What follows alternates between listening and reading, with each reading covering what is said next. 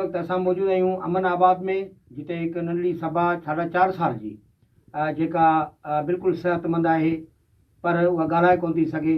अचो त उन्हनि जे वारसनि सां ॻाल्हि ॿोल करियूं त उन्हनि खे डॉक्टरनि छा चयो आहे। जाइ जम खां गूंगी आहे त काफ़ी दफ़ा आउं कराची वठी चुको आहियां इंदस में जना मज। सो तारीख़नि मथां तारीख़ूं आहिनि। सो ग़रीब बेरोज़गार माण्हू कोन था पुॼी सघूं।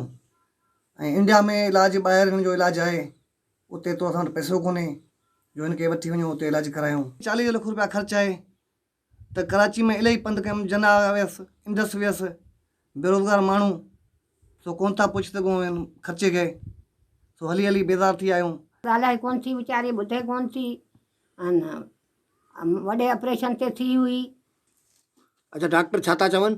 डॉक्टर बसि कराची तारो ॿ घुमरा वठी वियो टे। ही वीचारी जेका जाइ जम खां गूंगी आहे, माना ॻाल्हाए नथी सघे, पर हिन जेके पंहिंजे वसार हिन वीचारो बदीन वियो, बदीन खां कराची जना, ऐं बदीन वारे जेको इंडस वारनि उन्हनि हिनखे जना रेफर कयो ऐं उन्हनि उतां इहो ई चयो आहे त पाण में हुननि कमेटी जोड़ी, हुननि इहो ई चयो त हिननि जो ॿाहिरें मुल्क में जेको इलाजु मुमकिन आहे, जीअं त हिननि वटि उहा सपोर्ट न आहे।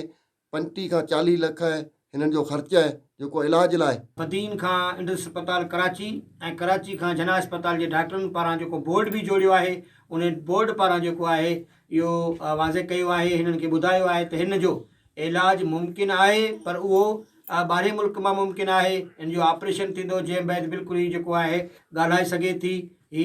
पर अफ़सोस जो किरोड़े रुपया बजट रखंदड़ सिंध गवर्नमेंट हाणे हिन मैसूम जेका सभा 4.5 साल जी आहे, उनजी बीमारी जे इलाज लाइ हंगामी बुनियादनि ते कहिड़ा उपाउ वठे थी। कैमरामैन असगर खोसो सां गॾु राज़क ॾिनू खोसो, अवामी आवाज़ TV न्यूज़ बदीन। विज़िट कयो अवामी आवाज़ मीडिया ग्रुप जी वेबसाइट awamiawaz.pk।